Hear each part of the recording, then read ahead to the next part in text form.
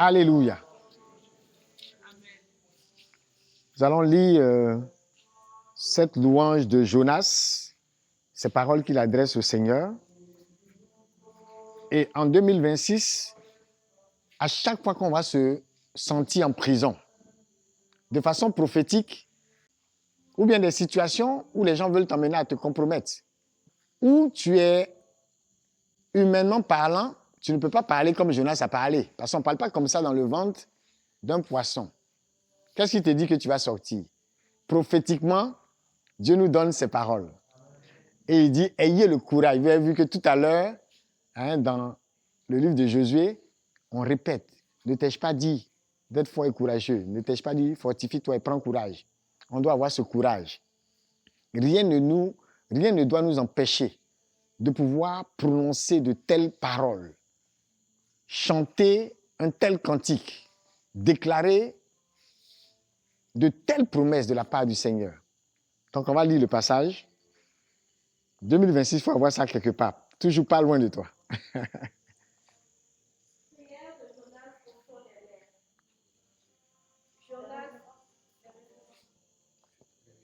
Comme ça, ceux qui peuvent suivre aussi. Verset 1. Prière de Jonas au fond des mers. L'Éternel fit venir un grand poisson pour avaler Jonas. Durant 3 jours et 3 nuits, Jonas resta dans le ventre du poisson. Dans le ventre du poisson, et adressa cette prière à l'Éternel son Dieu. Dans ma détresse, moi, j'ai crié à l'Éternel et il m'a répondu. Mais il ne t'a pas encore répondu en fait. Tu es toujours dans le ventre du poisson. Ce n'est que le début de la prière. Et il est encore dans le ventre. Vous voyez la façon prophétique de prier. Les 3 jours, 3 nuits. Vous vous souvenez? Quand le Seigneur disait à toutes ces personnes-là, vous n'aurez que le signe de Jonas. Et ouais, tout à l'heure, on parlait des pauvres. Mettre en résurrection leur capacité à renverser les situations, cette résilience, cette force de sortir de leur tombeau. Oui. Oui, du cœur du séjour des morts, j'ai crié au secours et tu m'as entendu. Tu m'avais jeté dans l'abîme au fond des mers et les courants m'ont encerclé. Tous tes flots et tes vagues ont déferlé sur moi. Je me disais, je suis chassé de devant toi. Pourtant, je reverrai ton temple. Regardez comment il parle. Il parle au passé. J'étais encerclé. Mais tu es dedans? Pourtant, je reverrai. Qui t'a dit? Comment tu sais ça? Voilà. C'est comme ça qu'il faut prier quand on est encerclé. Les eaux m'environnaient et menaçaient ma vie. Ça t'environne toujours. L'abîme m'enserrait. Tout autour de ma tête, les algues m'enlaçaient. Et je suis descendu jusqu'au tréfonds des mers et où naissent les montagnes. La terre avait déjà tiré sur moi, avait déjà tiré derrière moi ses verrous pour toujours. Mais du fond de la fosse, tu m'as fait remonter vivant. Oh, mon ami, tu n'es pas remonté, hein? Tu es encore... tu es au fin fond même. Mais vous, un peu, même le langage, la conjugaison, ça n'a rien à voir avec quelqu'un qui est... Voilà, c'est pas logique. Il y a un thème pour ça. C'est une conjugaison prophétique. Il parle comme s'il est déjà... Ouais, un peu. Voilà. Et c'est ça, il est dans le temps de Dieu. Quand je désespérais de conserver la vie, je me suis souvenu de toi, ô Éternel. Et ma prière est montée jusqu'à toi, jusqu'à ton temple saint. Il n'a même pas fini de prier. Il dit, ma prière est montée. On ne conjugue pas de la même façon. Reprends cette phrase-là. Je me suis souvenu de toi, ô Éternel, et ma prière est montée jusqu'à toi, jusqu'à ton temple saint. Jusqu'à ton temple saint. Il n'est plus dans la dimension du poisson. Ceux qui s'attachent à de vaines idoles se privent de la grâce. Mais moi, je t'offrirai un sacrifice en disant ma reconnaissance et je m'acquitterai des vœux que j'ai formés, car c'est de l'Éternel que vient la délivrance. L'Éternel parla au poisson qui rejeta Jonas sur la terre. Dès qu'il a fini la prière prophétique, en même temps, c'est bon, on a compris. La prière est vraiment montée. C'est vraiment arrivé. C'est une conjugaison prophétique. Et on ne dit pas ça pour que ça nous emmène pour que ça nous mette dans l'émotion et autres. Non, non, non, non. Quand les biblistes étudient certains textes-là, il y a des verbes où ils étudient même la façon dont c'est conjugué. Et il y a des noms même qu'ils donnent. Pour dire que la conjugaison, ça là, c'est pas normal. Il y a un plus que parfait prophétique. Il y a un futur prophétique. Oui, oui, ça existe. On ne va pas conjuguer comme d'habitude en 2026. Il faut s'y attendre, il faut s'y apprêter. Voilà. Donc, à des moments donnés, on est dans le ventre du poisson et on parle d'offrir des sacrifices, d'accomplir ses vœux. Mais ça, on le fait au temple. Et le ventre du poisson n'est pas un temple. Donc, il est déjà dans une autre dimension. Nous allons prier et dire, Seigneur, remplis-nous de gratitude. Donne-nous ce style d'action de grâce. Mets sur notre langue la conjugaison prophétique, le verbe qu'il faut, le temps qu'il faut. Donne-nous de parler à ton temps, à toi. Aide-nous, guide-nous pour que nous soyons alignés. De sorte à ce que tu parles à la prison, que tu parles aux poissons, que tu parles à ce qui nous enferme. Pour qu'en 2026, on soit toujours sur la terre ferme. Pour conduire le peuple à la terre promise. Apprenons à parler au passé, même des choses qui continuent de nous encercler au présent. Parce qu'on sait ce que le Seigneur fera. Et on sait ce qu'il a déjà fait. On connaît déjà la fin du film. Amen fort. Et c'est la fin du film qu'on a vu. Donc, Dieu a parlé au poisson et le poisson l'a rejeté. Demain, rappelez-moi l'idée du poisson. On dit poisson, c'est le poisson, non? C'est ça, non? Non, c'est un mâle. Mais dans la désignation en hébreu, là, c'est poisson, poissonne. C'est-à-dire, les gars naviguent entre mâle et femelle. Donc, il y a une explication à ça. Il y a des choses qui vont accoucher en 2026. Mais pour que ça accouche, il faut que ce soit une femelle. Est-ce que quelqu'un comprend la révélation? Donc, en hébreu, quand on traduit le thème, c'est poisson, poissonne. Ça donne poisson, poissonne. Il y a des choses qui doivent être femelles pour t'accoucher, pour te rejeter sur la terre ferme. Amen fort. Amen fort.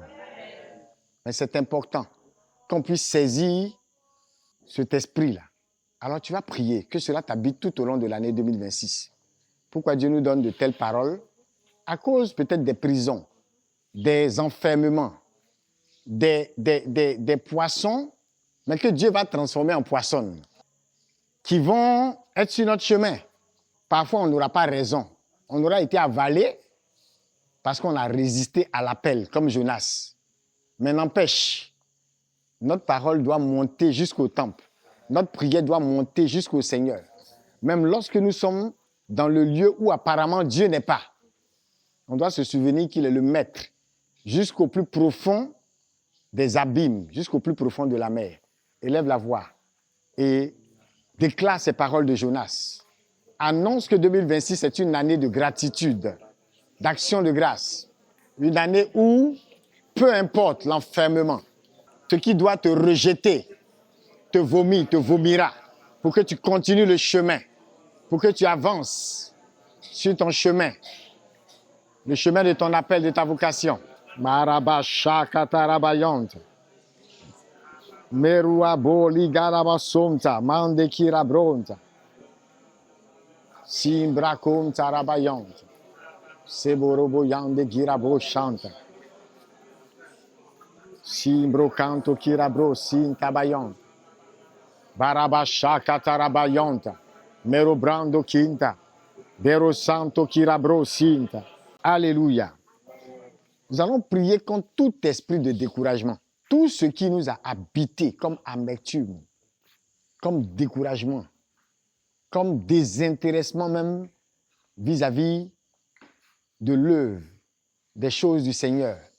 et toute forme de découragement que l'ennemi veut intensifier encore en 2026. Quand mon âme était abattue au-dedans de moi, je me suis souvenu de l'Éternel et ma prière est parvenue jusqu'à toi dans ton saint temple. Donc l'âme peut être abattue, le découragement peut arriver. Beaucoup diront, c'est humain. On dit toujours, d'accord, c'est la preuve que ce n'est pas divin. Donc, laissons ça au côté humain. Mais à un moment donné, pourquoi notre nature surnaturelle, notre nature divine ne prend pas le pas? Ce qui te décourage, parfois, quelqu'un prend ça comme du pain. Il dit, voilà, il reste un peu le beurre et puis c'est fini. C'est mon nouveau témoin qui arrive comme ça. Il y a des situations quand les gens voient même, ils sont contents. Vous suivez? Ils sont heureux.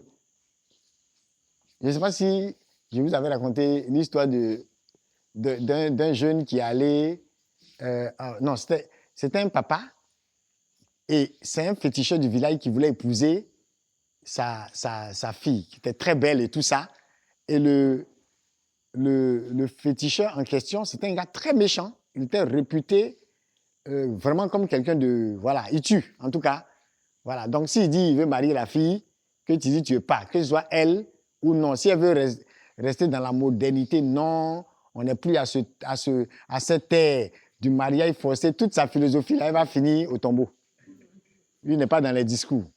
Donc, dès qu'il vient demander quelque chose, là, on lui donne. Donc, le papa, il était vraiment embêté parce que c'est du genre, voilà, il n'a pas le choix. Sa belle-fille, là, comme ça, va partir dans la main d'un gars méchant en plus. Donc, il allait voir un autre type. Bon, je ne sais pas si lui, il est féticheur, mais en tout cas, dans le village, apparemment, on dit que c'est le seul qui peut effrayer le féticheur qui effraie tout le monde et qui est méchant. C'est le seul qui peut tenir tête à ce gars-là. En tout cas, qui a son médicament, comme on dit. Donc, le vieux va voir, le vieux s'en va voir l'antidote, là. Pour dire au monsieur, est-ce que tu connais ma fille, là?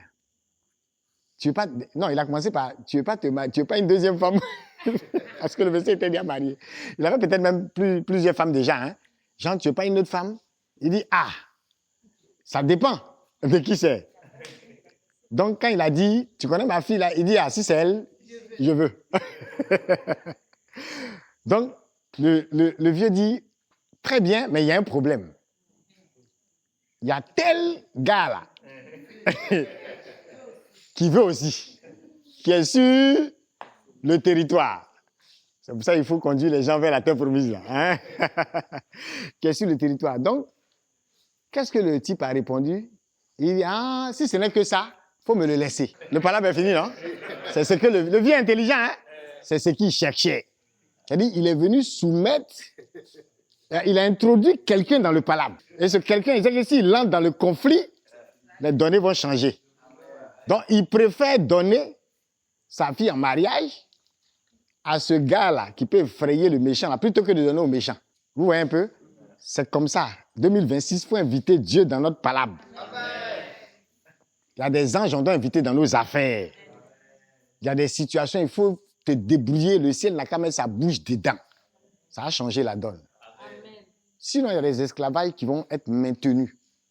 Et il y a des situations qui seront dans les mains des méchants. Rien à faire. Jusqu'à ce qu'un plus fort intervienne. Donc, c'est tout ce que le vieux attendait. Si c'est ça là, il faut laisser. Une belle fille comme ça, le vieux, reste tranquille. Fixons la date du mariage d'abord. Le type là, je m'en charge. Voilà, il faut des gens comme ça pour prendre votre palabre. Voilà, donc c'est une histoire prophétique. Il y a des gens, Dieu va entrer dans leur palabre en 2026. Mais il faut être aussi sage que ce vieux-là. Mariage n'était même pas à l'ordre du jour. Mais c'est arrivé quand même. Hein, il fallait choisir. Et souvent, le plus fort, là, il faut l'inviter. Et on connaît le plus fort. On a l'avantage que notre plus fort, là, c'est quelqu'un qui veut notre bien. S'il est dans ton mariage, ça va avancer. Il est dans tes affaires, ça va avancer. Donc, pourquoi ne pas l'inviter? Amen. Donc, quand il y a quelqu'un comme ça qui est autour de nous, on ne se décourage pas. Et donc, vous allez voir, peut-être le vieux était abattu. Comme un peu la situation de de Jonas ici, quand mon âme était abattue, ça arrive à tout le monde. Mais quand il dit quoi? Je me suis souvenu de l'Éternel. Quand le vieux s'est souvenu qu'il y a un plus fort que le plus méchant du village, il s'est dit, mais il y a une solution. Vous voyez un peu. C'est ça. Donc, il y a des gens qui, même humainement, ont une sagesse de faire intervenir des réseaux. C'est pas ça? Ils savent qui toucher, et puis la prison qui était prévue là va être annulée. Qui toucher, et puis le procès va tourner en leur faveur. Qui toucher, et puis l'entreprise là, les contrats vont revenir en leur faveur. Pourquoi les chrétiens n'ont pas cette sagesse-là pour inviter qui de droit, qui est le plus fort des plus forts? Donc, vous voyez que le découragement souvent n'a pas sa place. Et il y a des gens, vous êtes étonnés de voir qu'ils ne sont pas découragés dans certaines situations. Et tu as envie de demander, mais il compte sur quoi? Quand tu sais qu'il y a un plus fort qui veut mettre sa bouche et changer la donne, ton découragement se change en une espérance. Il dit, quand je me suis souvenu de l'Éternel, qu'est-ce que j'ai fait? Ma prière est parvenue jusqu'à toi. Quand mon âme était abattue au-dedans de moi, je me suis souvenu de l'Éternel, vous voyez? Et j'ai fait quoi? Et qu'est-ce qui se passe? Et ma prière est parvenue jusqu'à toi. On va prier.